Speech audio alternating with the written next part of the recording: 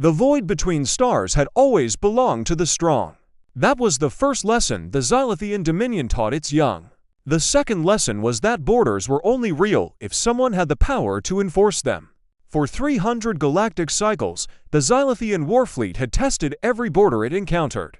They had cracked open defensive perimeters like eggs. They had humiliated the proud Krell hegemony, crushed the insectoid hive of Thrax, and turned the crystalline sentinels into orbital dust. No one made a line in space that the Dominion could not cross. So when their long-range sensor drones detected a small, unremarkable system on the galactic arm's edge Sol, the humans called it the High Admiral, a scarred reptilian named Vex of the Blooded Claw. Barely bothered to read the initial report. What caught his attention was the message attached. A repeating transmission on all standard frequencies, translated into every major galactic language, including ancient Xylothean script. This is the Sol system. By order of the United Nations of Earth and her allied colonies, this volume of space is declared a restricted border zone. Unauthorized entry is prohibited. Any vessel crossing the designated perimeter will be considered hostile and will be removed. You have been warned. Vex had laughed. His command bridge, a vast organic chamber lined with the skulls of conquered commanders, echoed with the rasping hiss of his amusement. Removed, he repeated, tasting the word. By whom? The hairless apes who still use fission for power. The creatures who fought each other with chemical explosives a single century ago. His tactical officer, a nervous creature named Zax, projected the human border. It was a simple spherical perimeter about half a light day out from their 8th planet. There were no defense platforms, no patrolling warships, no minefields, no energy shields. Just empty space, and that single, arrogant message repeating every few seconds on a loop. Admiral, Zax said carefully. Our intelligence suggests humans have developed a form of faster-than-light travel only in the last 80 of their years. Their military vessels are primitive. Their weapons are kinetic and missile-based. They have no energy shielding, no gravitic disruption technology, no psionic defenses. They are, by every metric, a level to civilization at best. We are level 7. Vex stretched his long neck, scales glinting under the bioluminescent glow of the bridge. Then why, he asked, do they send a warning instead of a plea? No one answered. That was the first mistake, not taking the question seriously. The Dominion fleet consisted of 117 vessels. 12 dreadnoughts, each 20 kilometers long, bristling with singularity cannons. 30 cruisers, fast and deadly. 75 destroyers, escorts, and support ships. Together, they represented nearly a quarter of the Dominion's mobile military power. They had been on a routine expansion sweep, absorbing or annihilating 14 lesser species in the last decade alone. Earth was supposed to be number 15. VEXX gave the order. Full acceleration. All ships cross their ridiculous border and proceed to their homeworld. I want their leaders brought to my feet within the day. The fleet moved. At sublight, then at FTL, they raced toward the invisible line in the void. Sensors showed nothing. No energy spikes, no cloaked vessels, no planetary defense networks coming online. Just the endless dark and that stupid, looping message, you have been warned. They crossed the perimeter at the same moment, spread out over 100,000 kilometers of frontage. For exactly 1 second, nothing happened. Then, every ship in the fleet reported the same phenomenon simultaneously. The stars went out, not gradually, not with a flicker. One moment, the familiar constellations of the galactic arm were visible through every viewport and sensor feed. The next, there was only absolute, featureless black. No light, no radiation, no background cosmic microwave hum. Nothing. The fleet was floating in a bubble of utter nothingness. Report. Vex roared, claws digging into the armrest of his command throne. His voice echoed in the sudden silence of the bridge. Even the organic hum of the ship's system seemed muted. All sensors are non-functional, Admiral, Zax stammered. No, that's not accurate. They are functional, but there is nothing to detect. No particles, no waves, no gravity signatures, no heat. It's as if the universe outside our hulls has been deleted. The communication network between ships flickered, then stabilized, but it was sluggish, delayed. Coordinates no longer matched any known star maps. Navigation systems spun uselessly. The fleet was blind, deaf, and lost. Then the human spoke again. This time, the voice was not a recording. It was a live transmission, crisp and clear, directed specifically at the flagship. A human woman's voice, calm and unhurried, with a faint accent that Vex's translation implant identified as something called Icelandic. Admiral Vex of the Xylathian Dominion. You crossed the border.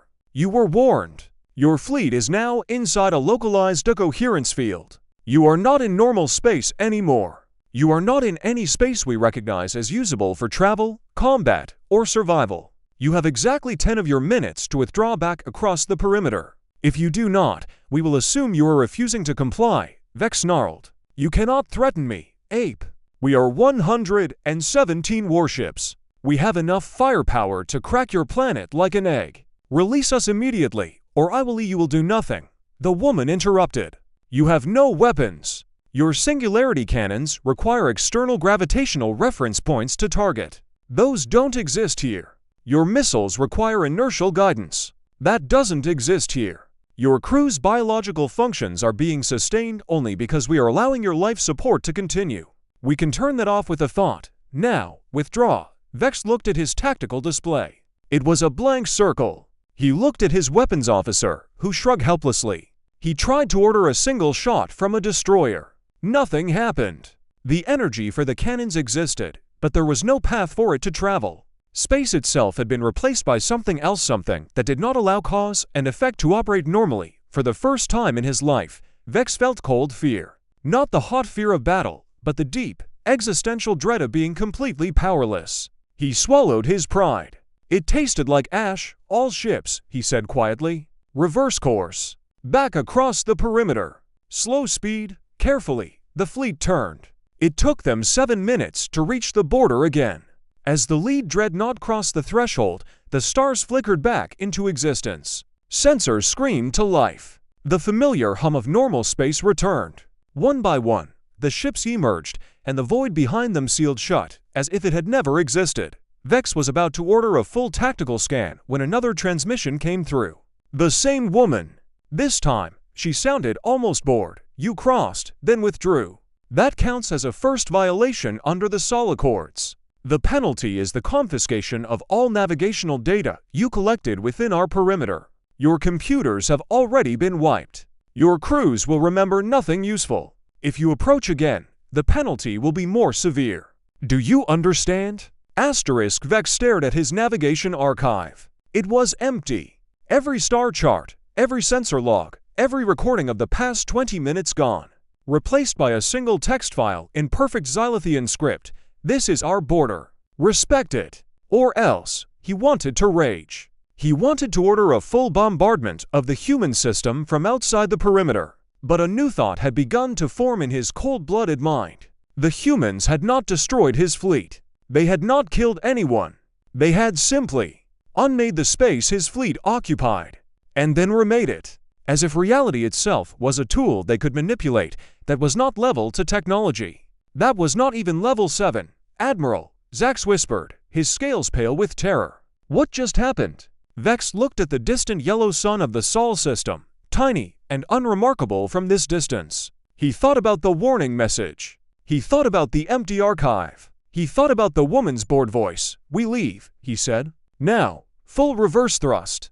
Do not stop until we are 3 sectors away. The fleet fled. They did not stop for fuel. They did not stop for repairs. They did not stop until the Sol system was nothing but a forgotten dot on the edge of their long-range scans. Only then did Vex allow himself to exhale, but the story does not end there. Because the humans were not done. 3 standard weeks later, a Xylathian border outpost on the far side of Dominion space detected an anomaly. A single object, small and silent, drifted into their sensor range. It was not a ship. It was not a probe. It was a stone. A flat, smooth, rectangular stone, about the size of a Xylathian warrior's chest. On its surface, carved in letters that glowed with a soft, internal light, was a message in ancient Xylathian. We know where you live. We chose not to come. Do not make us change our minds. Earth, the outpost commander sent the stone to the capital world, along with a full report. The Dominion's High Council convened in emergency session.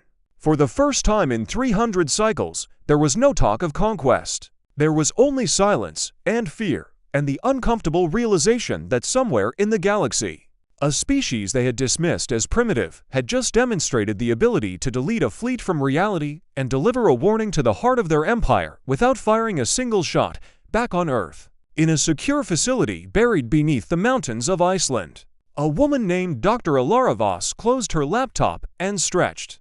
Around her, engineers and physicists monitored the immense quantum coherence array that surrounded the Sol system, a network so advanced that most of humanity still did not know it existed. The official story was that Earth had developed simple FTL and a few defensive satellites. The truth was far stranger. 50 years ago, a human deep space probe had encountered something unexpected at the edge of the heliosphere, a fossilized artifact from a civilization that had existed before the current universe. The artifact had not contained technology in the traditional sense.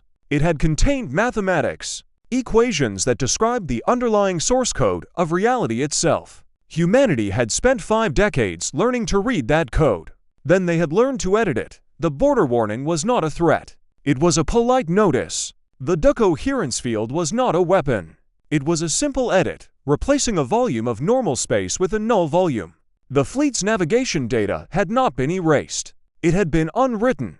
The stone delivered to the Xylithian outpost had not traveled through space. It had been inserted directly into the outpost's sensor range by altering a few lines of local reality. Humanity had become the universe's silent custodians. They did not want war. They did not want empire. They wanted to be left alone.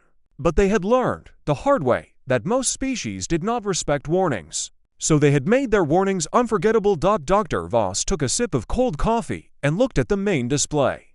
A map of the galaxy, updated in real time, showed every known civilization, every fleet movement, every potential threat. The Xylithian Dominion's icon was shrinking rapidly as their ships turned and scattered. "Good, they'll be back eventually," said a voice behind her. It was General Marcus Chen, the military liaison. He was one of the few people outside the physics division who knew the full scope of humanity's capabilities. "They always are. Pride is a hell of a drug. Let them come," Alara said quietly. "We'll just keep deleting the space in front of them until they learn to read." She pulled up the original Xylithian fleet's trajectory data, what little remained after the wipe. 117 ships, 12 dreadnoughts, 30 cruisers, 75 support vessels, all turned back by a single engineer and a few lines of code. "You know," she said, almost to herself, "the old science fiction used to imagine aliens with godlike powers. Beings who could reshape stars, destroy planets, bend time. We thought we would be the primitive ones, the underdogs," Marcus snorted. "Turns out we were the gods all along. We just didn't know it yet." Ilara smiled. It was not a happy smile. It was the smile of someone who had seen the true shape of reality and found it terrifyingly simple. "Don't call us gods," she said. "Gods have egos. We have a text editor. And the galaxy is learning that we are very good at using it." She typed a single command into her console. Across the Sol system, the invisible border perimeter shimmered once, then settled back into place. The warning message continued to broadcast, as it had for years, and as it would for as long as humanity endured. "This is the Sol system. By order of the United Nations of Earth and her allied colonies, this volume of space is declared a restricted border zone. Unauthorized entry is prohibited. Any vessel crossing the designated perimeter will be considered hostile and will be removed. You have been warned. Most species ignored it. Most species learned. And those who did not learn simply vanished, not with fire, not with explosions, just a quiet blink out of existence, as if they had never been, somewhere in the depths of space." A Xylithian admiral stared at a blank navigation screen and wondered what kind of monsters had evolved on that tiny blue planet. He would never get an answer, because the monsters were not monsters at all. They were just people who had learned to say no in a language the universe could not ignore. And that, more than any weapon or warship, was the most terrifying thing of all. The Dominion never again approached Sol. In the cycles that followed, their expansion halted. Their conquered subjects rose up. Their empire crumbled from within, not because humanity attacked, but because the illusion of Dominion invincibility had been shattered by a single, wordless demonstration of true power. Other species, watching from afar, noticed that the humans never left their system. They never demanded tribute. They never bombarded anyone. They simply sat behind their invisible line, repeating the same quiet warning, Some called it cowardice. The wise called it the most patient form of dominance ever witnessed. And on Earth, in a mountain beneath Iceland, Dr. Alaravas continued to edit reality. She did not sleep much. There was always another potential threat, another foolhardy captain, another empire that thought the warning was a bluff. She would show them the truth, one deletion at a time. Until the galaxy finally understood, you do not cross the border, not because you will be destroyed, but because you will be forgotten. And in the end, that is the only death that truly matters. The story of the vanished Xylithian fleet became legend. Other civilizations told it to their children as a warning.